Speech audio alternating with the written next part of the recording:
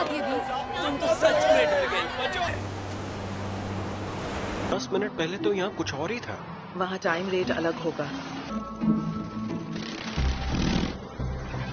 तो मूवी शुरू होती है रेडियो की आवाजों को सुनाते हुए, जहां हम न्यूज पे सुन पाते हैं कि रात को न्यूयॉर्क सिटी में एक बहुत ही भयानक तूफान की वजह से काफी तबाही हुई है। इसी बीच हम दो साइंटिस्ट स्टीवन और माइकल को देखते हैं, जो कि सी साइड विजिट करने के लिए जा रहे थे, क्योंकि वहां पर कुछ अनयूजुअल विटनेस किया गया है। जब वो दोनों वहां पर पहुंचते हैं तो हम देख पाते हैं कि समंदर के किनारे एक बहुत बड़े जायंट की बॉडी पड़ी हुई है। इसको यहाँ सबसे पहले फिशरमैन ने नोटिस किया था। उन्होंने इस बारे में पुलिस को भी इन्फॉर्म किया था, मगर पुलिस को ये सब एक फेक स्टोरी लग रही थी, इसीलिए उन्होंने इस बारे में कोई एक्शन नहीं लिया था। मगर जब लोग यहाँ पर विजिट करने लगे और सोशल मीडिया पर इस बारे में पोस्ट करने लगे तो तब बहुत से लोग इस जगह को विजिट करने लगे। अब ये दो साइंटिस्ट भी इसी जायंट को देखने यहाँ पर आए थे। स्टीवन जब वहाँ पर पहुँचता है तो वो देखता है कि उस जायंट को देखने के लिए बहुत सारे लोग वहाँ आए हुए हैं, मगर कोई भी उसके पास नहीं जा रहा, क्योंकि सभी उससे डर रहे हैं। स्टीवन उस जायंट के करीब जाता है और उस जायंट को एग्जामिन करने लगता है। स्टीवन कहता है कि जायंट्स की एज का पता करना बहुत ही मुश्किल काम है, मगर इस जायंट को देखकर ऐसा लगता है कि ये एक यंग जायंट था। तब स्टीवन उसे ऑब्जर्व करने लगता है। वो जायंट काफी बड़ा था और उसकी पूरी बॉडी को एक ही बार में ऑब्जर्व करना भी बहुत मुश्किल था। इसका अंदाजा हम इस बात से लगा सकते हैं कि जायंट के हाथ में समंदर का पानी एक तालाब बन चुका था, जिसमें कि छोटी छोटी मछलियां तैर रही थी। स्टीवन उस जायंट को हैरानी से देख रहा था।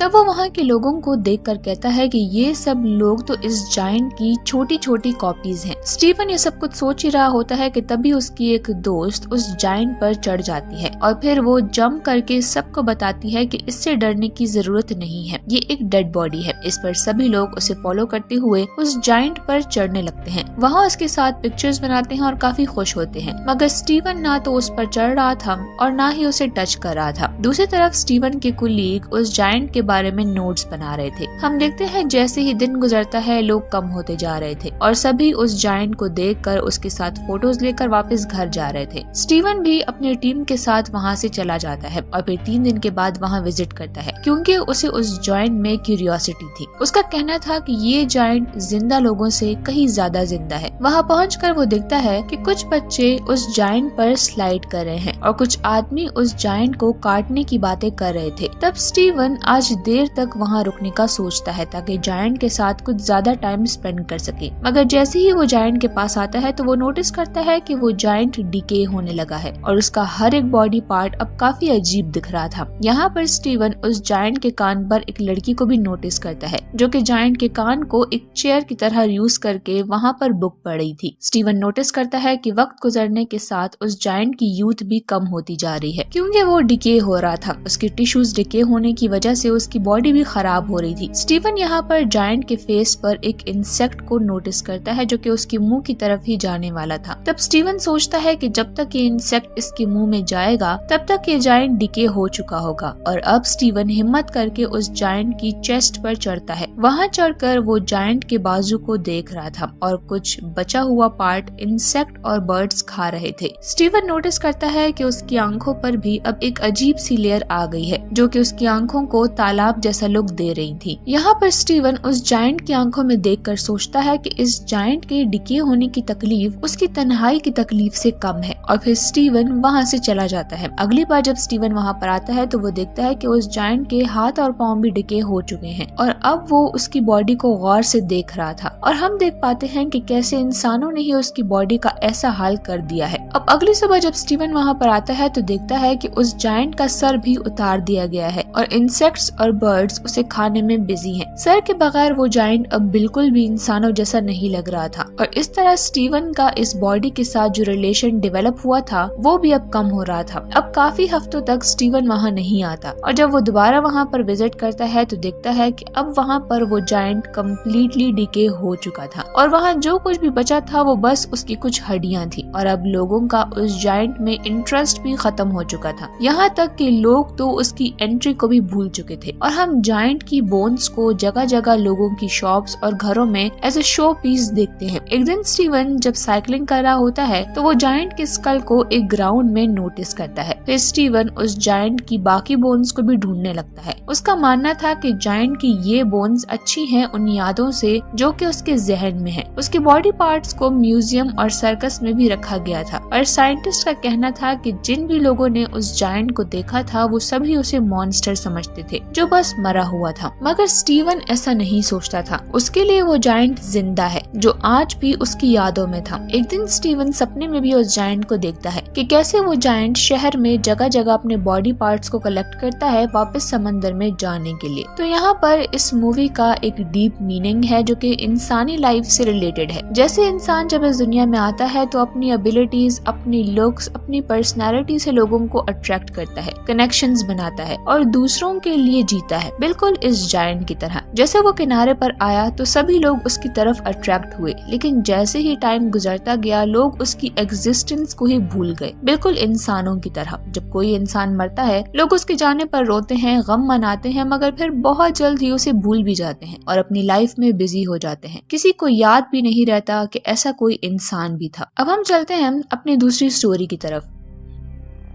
मूवी शुरू होती है और हमें एक कपल को दिखाया जाता है जो कि एक न्यू अपार्टमेंट में रिसेंटली ही शिफ्ट हुए थे। ये दोनों अपने अपार्टमेंट को सजाने में बिजी थे और यहाँ वाइफ का नाम जिल और हस्बैंड का नाम रे है। जिल जब किचन एरिया में जाती है तो वहाँ पर उसे एक पुराना फ्रिज मिलता है जो शायद पहले से ही इस अपार्टमेंट में मौजूद था। जिल रे से उस फ्रिज को हटाने का कहती है, मगर रे कहता है कि पुरानी टेक्नोलॉजीज अमेजिंग होती हैं। मगर जिल को ये फ्रिज बिल्कुल भी पसंद नहीं था। रे फिलहाल न्यू फ्रिज अफोर्ड भी नहीं कर सक रहा था, तो इसीलिए जिल भी इस बात को इग्नोर कर देती है और दोनों काम में लग जाते हैं। काफी देर काम करने के बाद ये दोनों कुछ देर रेस्ट करते हैं और फिर ड्रिंक करने लगते हैं। रे आइस लेने के लिए फ्रिज को ओपन करता है, तब उसे फ्रिज में आइस का पूरा चंक मिलता है, जिससे कि रे बड़ी मुश्किल से एक क्यूब निकालकर अपनी ड्रिंक में डालता है और वो दोनों अपनी ड्रिंक एंजॉय करने लगते हैं। थोड़ी देर के बाद रे नोटिस करता है कि उस क्यूब में कोई क्रिएचर है। वो जिल को भी इस बारे में बताता है कि इस क्यूब में कुछ है जो कि शायद जिंदा भी है। जिल फौरन से मैग्नीफाइंग ग्लास लाती है और उससे देखने पर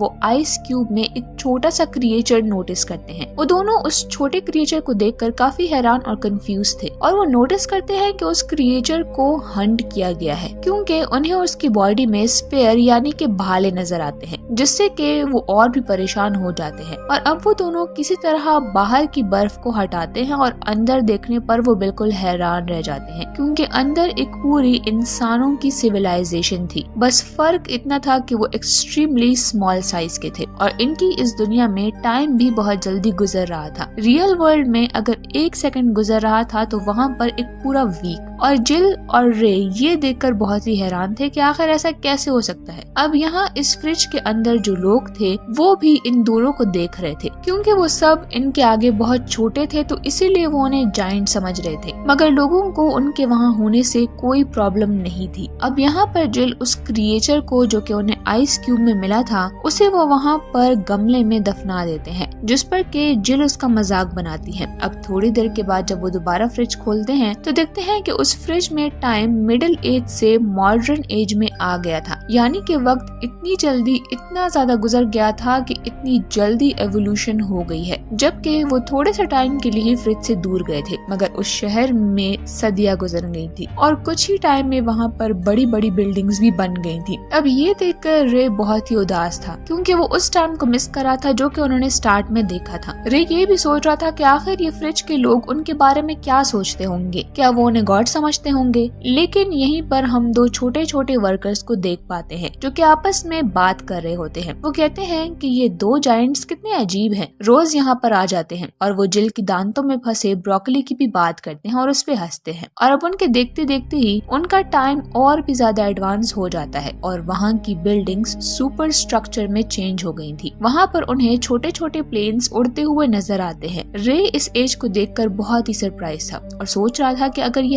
हमारी दुनिया से रिजेंबल करता है तो इस एज के बाद क्या होगा। इतने में वो वहाँ पर एक लाइटनिंग ऑब्जेक्ट को देखते हैं। रे हैरान होता है कि ये क्या है। उसे देखने के लिए जब वो उसके करीब जाता है तो तभी वहाँ पर एक ब्लास्ट होता है जिससे कि रे दूर जाकर गिरता है। जिल रे के पास जाती है और देखती है कि उसका फेस जल गया है, यानी कि वो एक लॉन्चर था और वहाँ पर उस वर्ल्ड में अब जंग चल रही थी। जब वो वहाँ जाकर देखते हैं तो सब कुछ खत्म हो चुका था और वो उस फ्रीजर को बंद कर देते हैं क्योंकि वो उस वॉर को बढ़ाना नहीं चाहते थे। इसके बाद वो पिज्जा ऑर्डर करते हैं और उसे एंजॉय करते हैं। अब उस फ्रीजर को खोले हुए उन्हें 1 घंटा हो गया था। रे कहता है कि हमें फ्रिज खोल कर देखना चाहिए कि वॉर खत्म हुई है या नहीं, मगर इस बार वो डर रहे थे कि कहीं वहाँ सब कुछ खत्म ही ना हो चुका हो। जब वो फ्रिज खोलते हैं तो देखते हैं कि वहाँ वॉर खत्म हो चुकी है और छोटे छोटे इंसानों ने सब कुछ रिकवर कर लिया है। वो वहाँ छोटी छोटी कार्स को भी देखते हैं जो कि पर्ल्स की तरह लग रही थी। वो सिटी के इस स्टेज को अपने फ्यूचर से कंपेयर करते हैं। इसके बाद वो देखते हैं कि वो सिटी एक पिरामिड स्ट्रक्चर में चेंज हो जाती है जिससे काफी सारी लाइंस कनेक्ट कर रही थी। जिसके बाद वो पिरामिड स्ट्रक्चर उन सारी सिटीज को अपने अंदर एब्सॉर्ब करने लगता है और फिर एक बड़ी सी एनर्जी बॉल में कन्वर्ट होकर ब्लास्ट होने लगता है और उसकी स्पार्क पूरे किचन में फैल जाती है, जिसे वो बहुत गौर से देख रहे थे, जो कि काफी खूबसूरत लग रहा था। जिसके बाद वो स्पार्क वापस से फ्रिज में चली जाती है और फिर एकदम से सब कुछ गायब हो जाता है और वो दोनों हैरान रह जाते हैं। रे को लग रहा था कि शायद अब सब कुछ वापस से शुरू हो जाएगा, लेकिन जिल कहती है कि शायद सब कुछ खत्म हो गया है और ये दुनिया की एंड को शो करता है। रे फ्रिज की स्विच को निकाल देता है और फिर वो दोनों एक दूसरे को हग करते हैं। उन्होंने कुछ ही टाइम में दुनिया का एक पूरा स्केच देख लिया था जिसमें पास्ट, प्रेजेंट और फ्यूचर को दिखाया गया था। अगले दिन जब वो दोनों जागते हैं तो इसी बारे में सोच रहे होते हैं और उनके जहन में अभी भी कुछ सवालात थे और वो सस्पेंस में दोबारा से फ्रीजर को देखते हैं जहाँ वो छोटे छोटे इंसान वापस आ गए थे और डायनासोर के मीट से अपना पेट भर रहे थे और कुछ डायनासोर से बचने के लिए भाग रहे थे, यानी कि अभी ह्यूमैनिटी का स्टार्ट दिखाया जा रहा है। और इस तरह ये मूवी भी यहीं पर एंड हो जाती है। तो ये मूवी हमें इस दुनिया की क्रिएशन, एवोल्यूशन और एंडिंग के बारे में बताती है और इसमें सारा प्रोसीजर काफी अच्छे से एक्सप्लेन किया गया है।